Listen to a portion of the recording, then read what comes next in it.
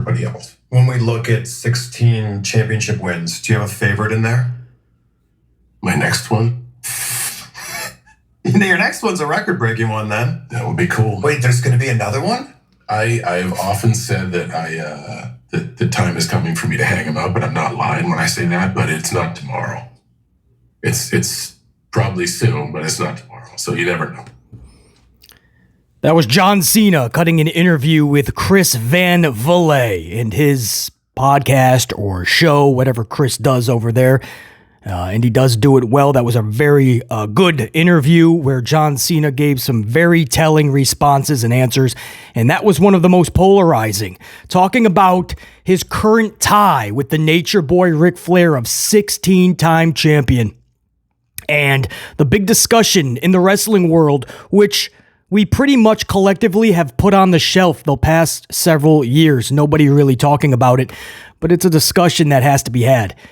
Does John Cena ride off into the sunset tied with Ric Flair? Or before he does ride off into that sunset, does John Cena capture his 17th title and become the sole owner of that record? 17 titles to Ric Flair's 16. John Cena would then be on a whole nother level. Would he be more GOAT status than what we look at Ric Flair as? Is he already to some of you guys? Down below, real quick, if you got a moment, do you think they should be remained tied when John Cena calls it quits? Ric Flair, John Cena, tie, leave it at that? Or do you believe John Cena should capture his 17th title and take the record? Down below, tied or John Cena? One word down below, man. Or John Cena, you could put John, 2 words, right? John Cena, or do you think it should be a tie? If you got a moment, I would love to know what you guys think, because this discussion is going to heat up now, especially after that answer. What he did is he gave that answer when he was asked, which was your favorite title win? He says, my next one. And he looks at the camera and he gives a wink. And when this Chris individual says, wait, there's going to be another one? And John Cena says that would be cool. He says, I know my time is coming to an end career-wise, but it's not yet, so you never know. And it just raises that discussion. Has he earned that right to one last time hoist up that title, one last run with that title? We have to have that discussion. It won't take too long, but we'll talk a little bit about it, how that title reign would look like. What would it look like? Who would he have to defeat, right? Who would do the job to John Cena at this stage of his career? And how would that help the individual dropping the title? Would it? It's a discussion. We're going to have it. It's in today's upload. Very interesting. Also, we're going to talk Drew McIntyre. We have to. Drew McIntyre did something on Monday night that was after Raw went off the air. Dude was in the parking lot. Dude was driving off. And dude went straight legendary status. What he did to the fans that were chanting CM Punk. We're also going to talk his comeback to Sethington Rollins on the social doohickey machine. Drew McIntyre. Over the last 48 hours, Drew McIntyre is reaching legendary status. I knew, just like I said, when Roman turns heel, we're going to get the best Roman Reigns. I said when Drew goes back heel this time for one more big heel run, man, we're going to see a much more fun Drew. We're starting to see it, man. And these are just the first planted seeds. We're going to talk about what he did over the last 2 days, man. What he said to Seth Rollins, CM Punk, and what he did to the fans after Raw. Badass. We're also going to talk the Raw rating. If you follow this channel on a continuous basis, you're not shocked by this week's number. But we are still stunned. Just 4 weeks away from WrestleMania without NFL football competition. Monday Night Raw has fallen dramatically yet again. Wait till you guys hear the number. Again, we're not shocked because BC tells you this is going to happen in these reviews. I'm telling you all of these things that need to be fixed and how for many people it doesn't feel like WrestleMania season. And if you just switch this, change this, and totally rearrange that, maybe it'll start to feel like WrestleMania season. But they failed to do such. And this is why people are turning away in droves when we should be gaining more people as we get closer to WrestleMania, you would think. So we have to talk about the rating. This is massive. You guys are not going to believe how many fans have turned away in the last 2 weeks alone, as we are less than a month away from Mania. So there's a lot to talk about. And breaking news, I have the first female inductee into this year's Hall of Fame. It was just announced 12 minutes ago. We're going to talk all about it. Swig of coffee. Let's do this amplified style. So we have Bull Nakano. Bull Nakano, guys, is the first female inductee, the second overall inductee. Just a couple days ago on Monday Night Raw, they announced the very first inductee, just 4 weeks away. Finally, we have a name, Paul Heyman. And I'm really looking forward to his speech and all the stories he's going to tell. I really hope we tap into the ECW conversation, which he usually doesn't like to discuss. Anybody that knows Paul Heyman will tell you he's always looking forward to the next thing. He hates looking back. He actually can't stand talking about ECW and reliving those days. That's just Paul Heyman's personality. But I really hope it's Philadelphia. It's Paul Heyman. Tell those stories, man. I don't care if it takes 3, 4, 5 hours. Rock it out, man. So I'm looking forward to it. I don't like inducting these individuals while they're still very active. Rey Mysterio said he would like to wrestle a couple, 2, 3 more years bare minimum. And he already got inducted last year. Paul Heyman says he's not going anywhere anytime soon. He's going in. You know, I like to, when these wrestlers retire, like wait a few years. And when they get that call, it's more special, you know, when they come back, they get to see everybody, their family's there, they really feel proud, you know, it's good to be back. And they've had years to really let it all settle and let everything breathe. And when they get that call, it's like, man, you know, like, all right, it's going to be so good to go back and receive this honor. When you're doing it while you're still fully active, when it's all said and done, you got nothing to go back to. It's like, all right, I'm already... wow, it's done. So I'm not a fan of it all. But, man, when you hear Paul Heyman, it's Philadelphia. The other side of it is like, all right, let him rock. Because he's going to be electric on that mic.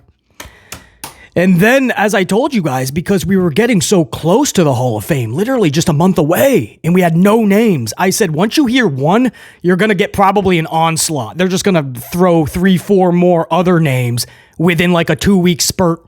And here we are just 2 days later, and the second inductee was announced, Bull Nakano. If you guys don't know, Bull Nakano did a lot of work, obviously. Not just Japan, she toured the world, a lot of great matches. She was a bigger gal, but a beast of a talent. And she's most known for BC and many of you guys for her WWE run, obviously, in the States. That was roughly around 95. 94, 95, maybe 95, 96, but definitely around 95. And her most notable match to a lot of fans was Alundra Blaze, also known as Medusa.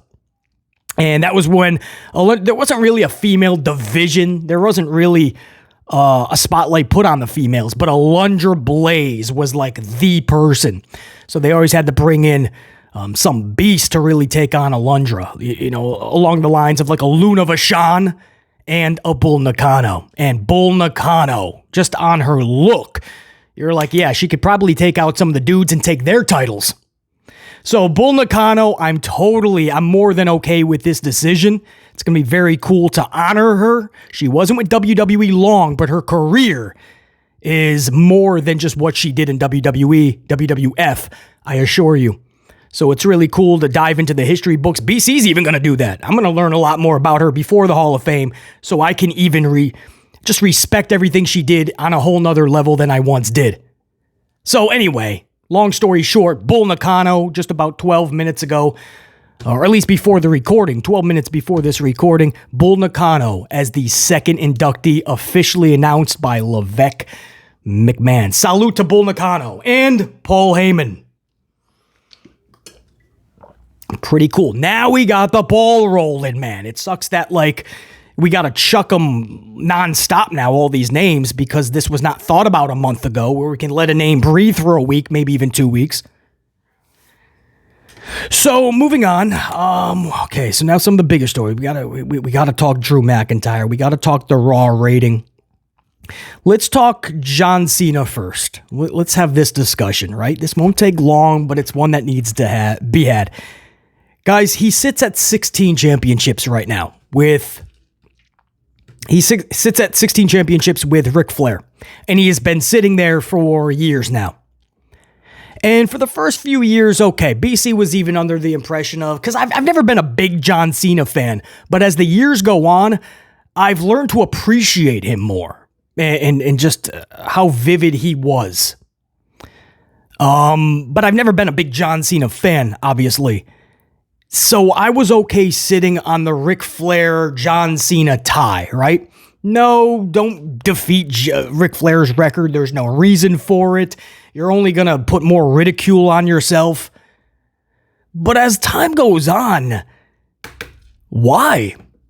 Why does John Cena, he spent years nowhere near that championship. Why can he not get that 17th? The only valid argument would be because his career is coming to an end and it's not going to help out any younger talent. To which you guys know how I feel about this. It's the same thing with The Rock. Oh, you hear these fans, another part-timer. The Rock is just going to take a spot. We don't need to be saved, Rock. You're not needed, Rock. Right? You hear all these things, and we're talking about The Rock like he's Barry Horowitz. We're talking about The Rock like he's Aldo Montoya, Duke the Dumpster Droese. Much respect. A big part of our childhood, but Doink the Clown, all right? This is The Rock, guys. One of, if not the biggest box office, I can speak, more coffee, BC. One of the biggest box office attractions today, if not the biggest. And we're talking about him like, we don't need you in a match, man. He hasn't wrestled in 12 years. He wants to come back and have a couple matches. Still in phenomenal shape. Yes, you gotta get the cardio up to par. I get it. But when you're talking about dudes that can throw punches, kicks, clotheslines, and body slams and get a bigger reaction than most matches and wrestlers today, relax and let The Rock do what he does.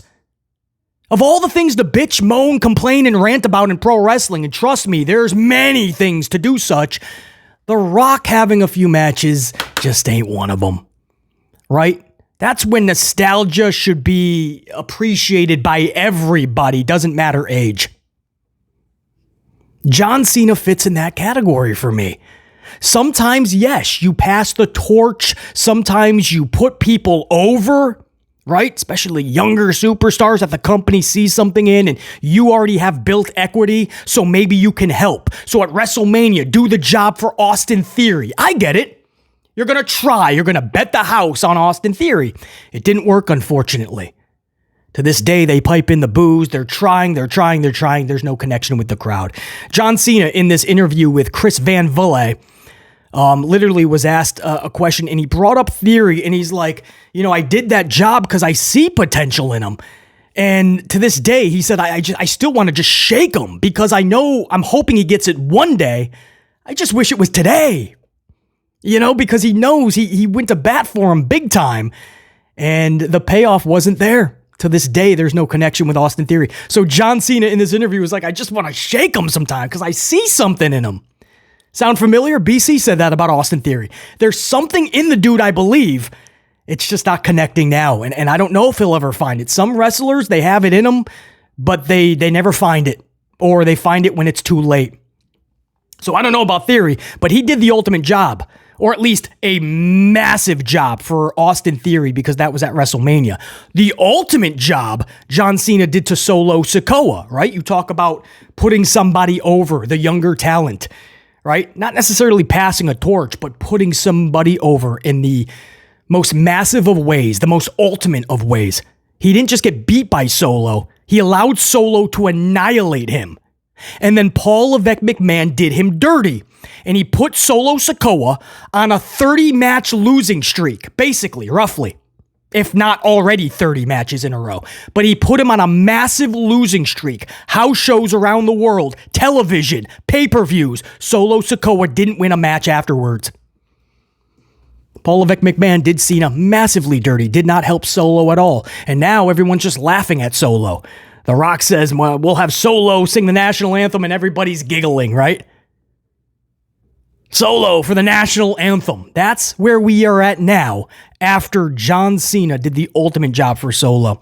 So my point is there's times to do that, right? John Cena has not won a match on TV in years, correct? Wasn't that part of a storyline when he was last back? He doesn't win anymore. He just does jobs for everybody. No. If I'm booking this, when Cena comes back, Cena wins all the time.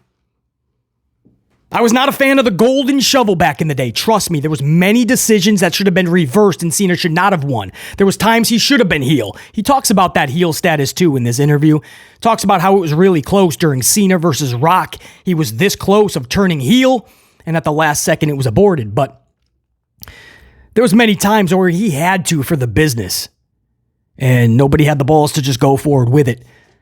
But there's many things I would have changed with John Cena in the past, but this is where we're at now, and he still has that legacy in the name alone, in that dude's value. He cannot come back, whenever that is, and just lose to 2-3 more up-and-comers. It's not helping. It didn't help Austin Theory to this day. It has not helped Solo one iota.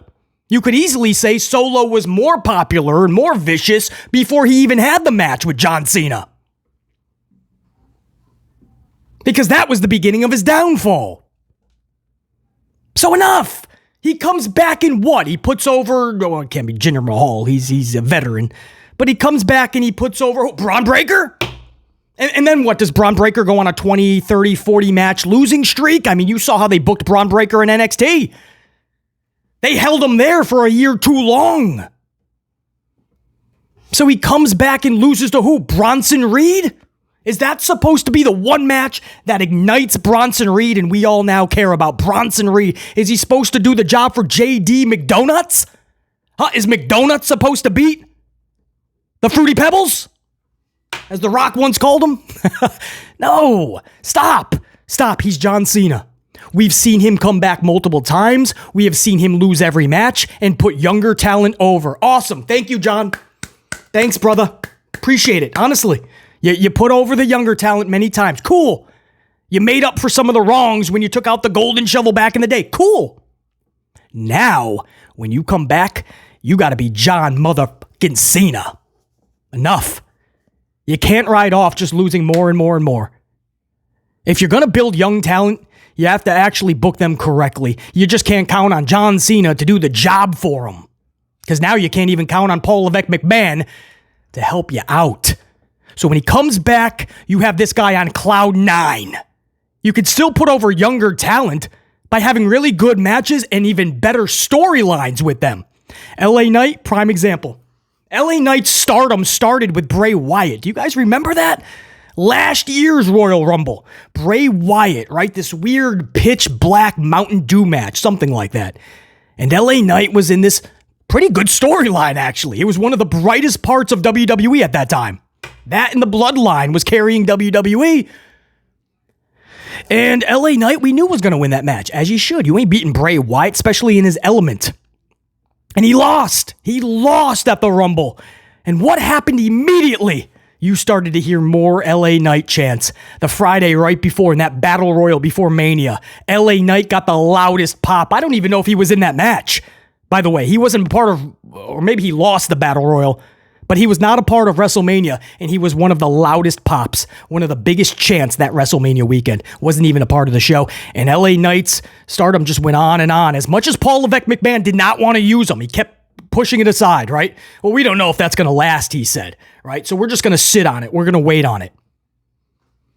But that all started in a losing storyline culmination, right? With Bray Wyatt. So John Cena could do these storylines, have a damn good solid match, and that's going to do just as much as if the talent beat John Cena. And we know that now based on evidence from the past. When John Cena comes back, he's got to start whooping that ass. He's got to remind everybody he's John Cena because he still has immense value. So the question is, right, let's bring this full circle. If that is the John Cena that comes back and he gets one last title match, an opportunity, does he win it? Does he collect his 17th world championship? And do you have John Cena ride off into the sunset as the sole owner of the most championships over Ric Flair, 17-16? Not like it'll matter, because within 1 year's time, right, even though she's out for another several months, within a year, Charlie Flair will probably have 18. But for the time being, John Cena, especially for the dudes, 17. No matter what, he's got to come back and start winning matches again. He's got to be John Cena before he ends his career. He cannot just be a shell of himself, just doing jobs. We've seen it for too long, too many returns. So we got to see that John Cena back. Does it culminate in one last title match? And then you have to play the game of who would it be? Because he's going to come back within a year, you would think. He's only getting older. We're not getting younger. So at that time, who's it going to be? Roman, we believe, is going to carry the championship out of Mania. Something will happen. Maybe Seth turns on Cody. But they want Roman to collect Hulk Hogan's record and then start the conversation of Bruno Sammartino, which wouldn't be till like 2028 or something wild. Maybe 2026. Maybe I'm being a little... No, I think it is 20... It's years from now. But they want to start that conversation. So Roman is more than likely walking out of Mania with the championship. We don't know when he's going to lose that. Drew McIntyre more than likely will get Sethington's title, but then they're going to wait till CM Punk comes back. Punk would more than likely then get it from Drew McIntyre. It wouldn't make sense to have Cena and Roman wrestle again in all of this title reign for Roman just to drop it to John. That doesn't make sense. So the wheels got to kind of spin a little bit. If you're going to put that plan into motion and John Cena collects 17, you got to do this properly. Right now, I don't see the path. Just like I don't see a path for the current Money in the Bank contract holder, Damian Priest. He doesn't fit in this equation at all. As much as I like Damian and I want to see good booking because I want to see the best out of the dude and for the dude, Damian Priest should not be cashing in on any champion right now. It doesn't make sense. Shouldn't be cashing in on Gunther for sure. Gunther's title reign is just to culminate with Damian Priest. And then again, another cash in for a mid-card title. Levesque McMahon already did that with Austin Theory, and that was a failed experience if I've ever seen one. So Gunther doesn't make sense. Doesn't make sense, obviously, to cash in on Roman or Cody or Seth or Drew, right? Even if Seth was to retain and Damian Priest gets it and not Drew McIntyre, the title is not going to make the dude. The dude has to make the title even more prestigious. So you have to start with solid booking for Damian. Put him in a position where when his music hits and he comes down with that briefcase, we care about Damian a lot more. We care about the situation that we are witnessing. We care about the culminating moment that we're all about to witness and him hoisting up that championship with a successful cash-in. Right now, we're not at that place. Nobody's jumping out of their seat. It's Damian with the briefcase. Nobody cares. So how you do things matters, not just the moment of culmination, right? It's how you get to that point. The journey most of the time is just as important as the destination. So you have to make John Cena collecting 17 make sense. It can't just be for the simple fact of he hit 17, right? And would Levesque McMahon allow it? You know, is he going to protect Nature Boy Ric Flair? Or he's Team AEW now. Maybe this is a little bit of a, by the way, we love you, Nate. You no longer have the record. Interesting conversation, man. It's in the eye of the beholder. You know, I'm sure a lot of people are saying, nope, that's disrespectful to Ric Flair. Let's keep it at a tie. And then there's others that are like, why? What? Cena has been wrestling every year still. It's been a lot shorter as the years go on, a lot less, but why can he not collect one more just because Ric Flair is with him, right? I mean, Ric Flair is like the roadblock. Cena cannot do anything else title-wise. So, you know, there is no right or wrong, but it's a conversation that's going to heat up, and it just got more polarized with that answer, man. A little wink to the camera. What's your favorite title victory? My next one. And then he says, you know, I understand. Basically, I got more years career-wise behind me than I have in front of me, but it ain't yet. I'm not calling it a career anytime soon, so you never know. That was a quote. Interesting conversation, man. Again, love to know what you guys feel about it. Do you think, if you don't mind, if you got a moment, jot it down below. John Cena? Would you just put John Cena down below? And then I know, you would just have him collect the 17th title. Sorry, Rick. Or would you just say, no, leave it at a tie. There's no reason for him to beat Ric Flair, take it on his own. So in that case, just put tied down below if you don't mind. If you got a moment. Interesting conversation. But we'll leave it at that. I'm sure we'll talk about this much more in the future, especially if John Cena is going for that title. Whichever title. I gotta talk Drew McIntyre. Because this is absolutely, guys, it's epic. For me anyway, because this is the version of Drew McIntyre I've been waiting to see anyway. Honestly, I knew when he turned heel, you were going to get Drew McIntyre starting to believe in himself again. Starting not to feel like he's restrained or just going through the motions in the business. I started to feel that way about Drew. No matter what I do, it's just, he's stuck in a rut. And when he comes through that curtain, no matter, this is a huge dude. He is a massive human being. And he is a presence. And I'm pretty sure we all, or most of us anyway, we want the best for Drew because we like Drew. And we know his booking should be solid. But for years, there's just no connection. Even when he won that championship, unfortunately in front of nobody at WrestleMania, it just didn't feel like he arrived. And for BC, I just knew that he has to turn. He has to turn. Some people just have to. And as wrestling fans, we use that too much, right? Oh, they got to turn. Everybody has to turn the second they don't like them or the second they feel they gotten stale. But for Drew, no, he literally had to turn heel for himself, for his own psyche, for his own confidence, for his own self-esteem. And then when he is rolling and flying on all cylinders, we're going to see that, we're going to feel that, we're going to be on board. That's my setup to what Drew McIntyre did, basically from Monday Night Raw on.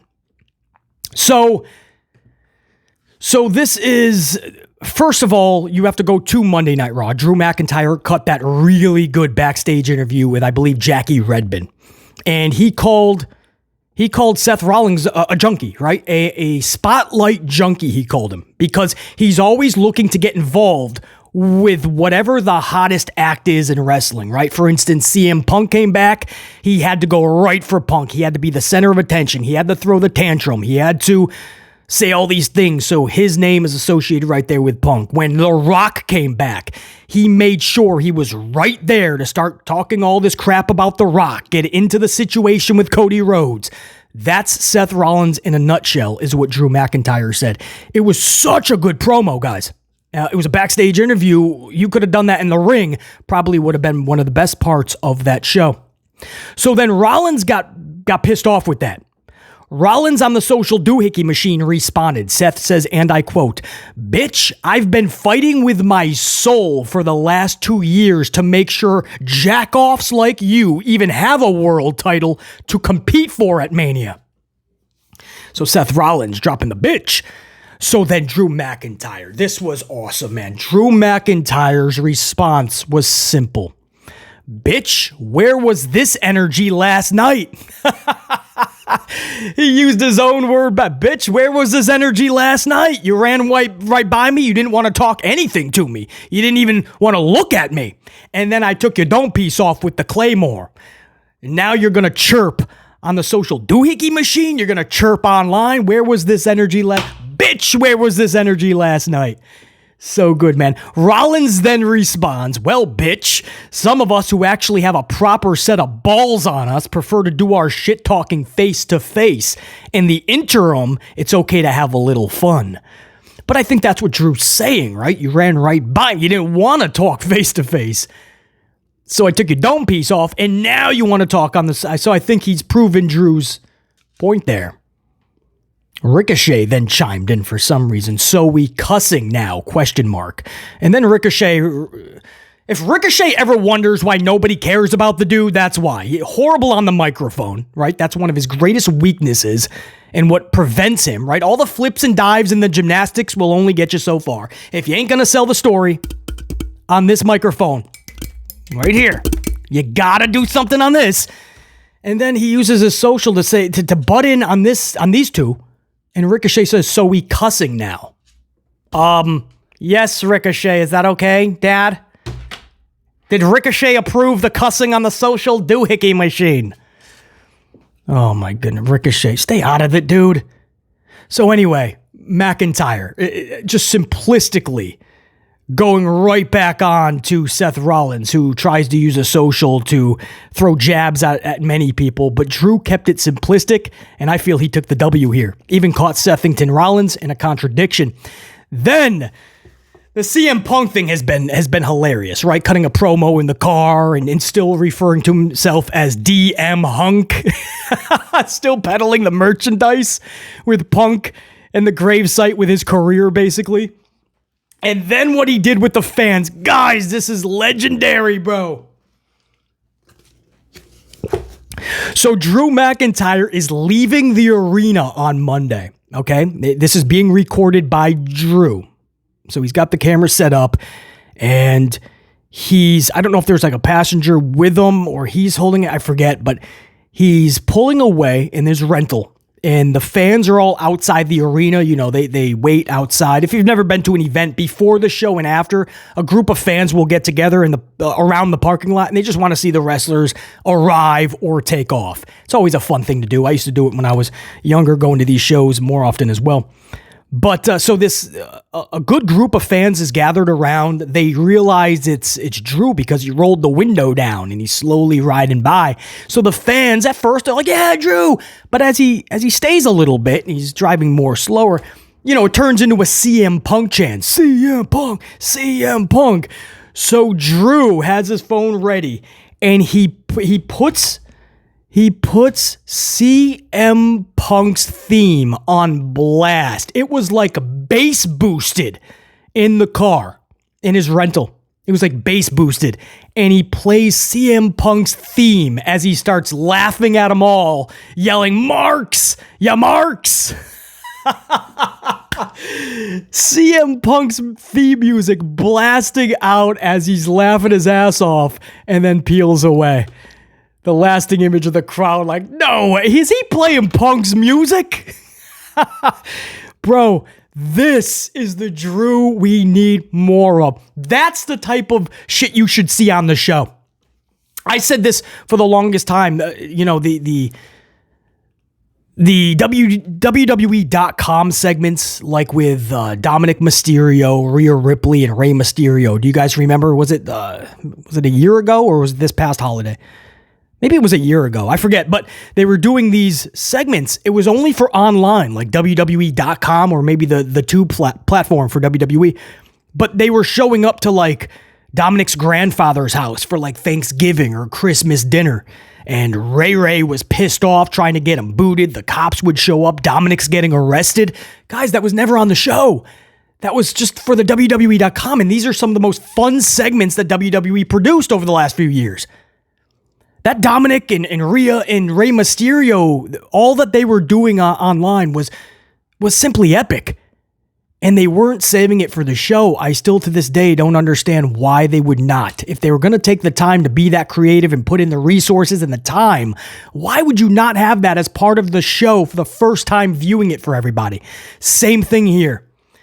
Drew's just going into business for himself. It's his own social doohickey machine. He's just having a little bit of fun, right? Putting himself over. But more than anything, having fun. But that's the type of material you put on the show. Because that is ultimate. I love it. I want to see more. Man, I knew this would happen. Just like Roman Reigns. I don't preach this just to hear myself talk. I preach this because I love professional wrestling and I want to see it truly be great again. I don't live in a fantasy bubble, right? We're like so many other fans. We're talking about how the wrestling business is booming. There's been no better time to be a wrestling fan than right now. This is like the next Attitude Era. No, that's Fantasyland. The numbers are all going backwards. Yes, fans are showing up to the arenas, right? Record revenue and all that because the prices are astronomical now. They've risen up 12% in every single town, no matter the medium income range, right? So prices went up and people after the pandemic all want to go to shows. So they're maxing out credit cards. Eventually that's going to run dry. The money will run dry. And when they turn to ratings and seeing how many people are viewing their actual show when it's put on live, when they see that dwindle down to a measly 1.1 over the next 2 years, because that's where we're headed, they're going to know they're in a whirl of shit. That's a problem. So this is why I say what I say, because I know it is going to help the talents and the shows. Roman Reigns turning heel, you're going to get the best Roman because he's going to tap into that confidence and self-esteem he probably forgot he had or never knew he had. And for Drew McIntyre, same damn thing. He's going to be reminded just how badass and good he truly is. Some people have to turn heel for them, and then we all win. The talent, the shows, the company, the fans. Drew McIntyre, I just want to see him turn up the notch even more, become more amplified, more antics, have a lot more fun. That'll be contagious. We'll see that on the screen. They'll see it in the arenas, and Drew McIntyre is off to the races. And if this dude's winning the title at Mania, perfect timing for this Drew McIntyre. Salute to Drew.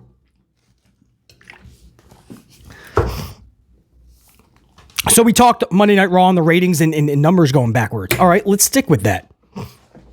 Now, this is a lot of fun discussion, a lot of things to look forward to. There's John Cena collect his 17th championship, Drew McIntyre and his future. A lot of stuff to look forward to. Even though the shows like Monday Night Raw are pretty hard to get through, I'll be the first to say that, and I do in my reviews. But this is one of those scenarios where it's actually depressing. It's the Monday Night Raw rating. Every single Raw review, I feel like I'm cutting these reviews and I'm trying, I really am, to pull all the positive out so I can really amplify the positive, right? And really get you guys excited so that in return, I can be excited for WrestleMania season. And to put myself through 3 hours on every Monday night of this crap. But Paul Levesque McMahon produces some of the worst Monday Night Raws I've ever seen. And I went through the last 10 years with Vincent Kennedy McMahon. Those were bad Raws. Bad. And somehow Paul Levesque McMahon said, hold my coffee. Because he is producing the worst numbers in Raw's history since he took over. You can pinpoint it to when he took full control of Raw and creative. That is when viewers have just been turning away in droves. And for a few months, it was all, it's football, BC. I mean, come on, what are you going to do? But no, I gave you guys the year over years. I gave you guys all the numbers, and I'm like, football is only a part of the problem. The show's not being good is why people are turning away, or when they do turn to football, they're not turning back. They're putting the remote down. It's because the shows are not worth even tuning into. That's the biggest problem. Because at the bare minimum, even if they're watching the game more than anything, they're going to be flipping back over to wrestling. No, the numbers were showing us that's not the case. But here we are, no Monday Night Football, no real competition this past Monday, just like last week. And Monday Night Raw lost another 90+ thousand viewers to go with the 150+ thousand last week, which means over the last 2 weeks, as we get closer to WrestleMania, they have lost 250,000 live viewers.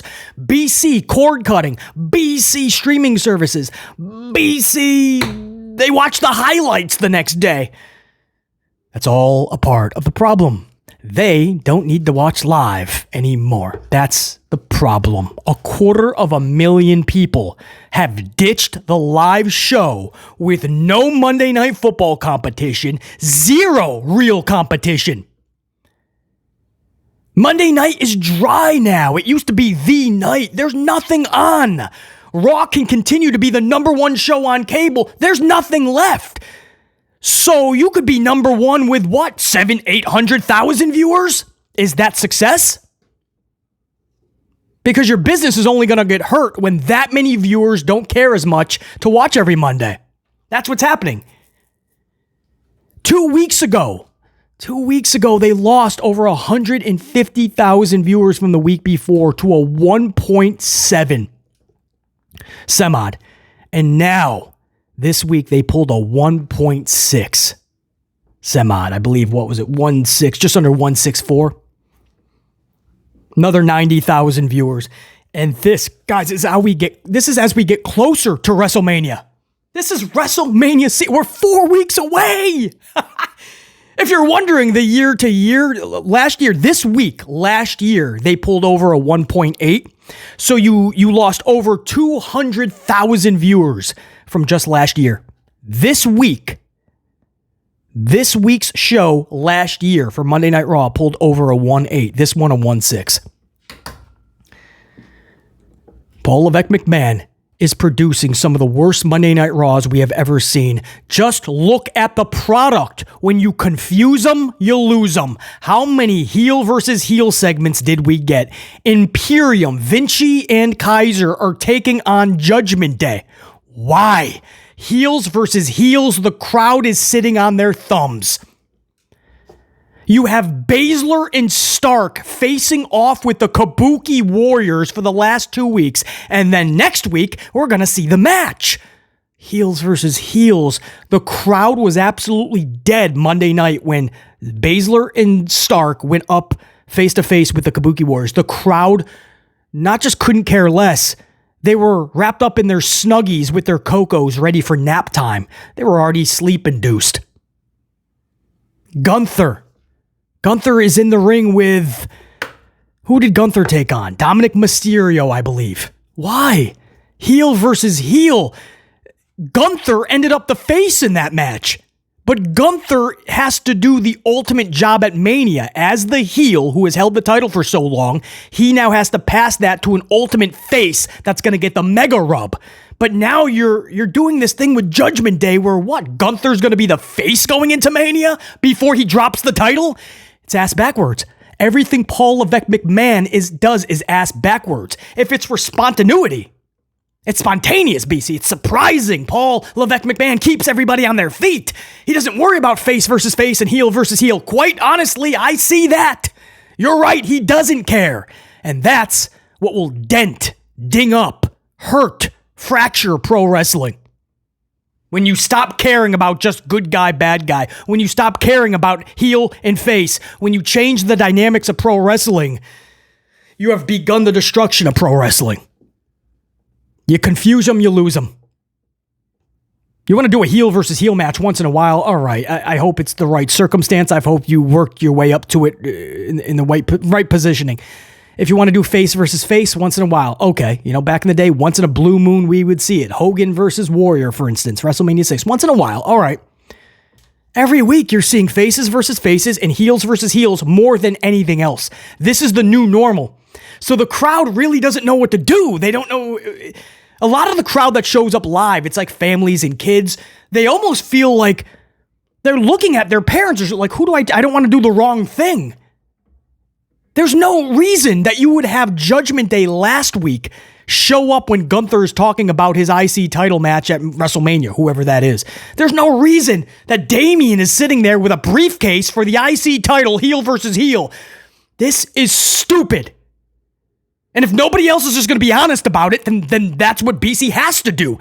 So every time I preach this, every single review on Tuesday morning after Monday Night Raw, and I may be the only one, I end up also being the only one correct. Because when the number comes out, BC is the only one correct. The numbers are going backwards in droves as we get closer to WrestleMania. And I'm the only common denominator for who is telling you the truth the entire time. Everybody else will sugarcoat it, right? And talk about how amazing wrestling is, and how awesome Raw is, and how excited we are for Mania. But we're not.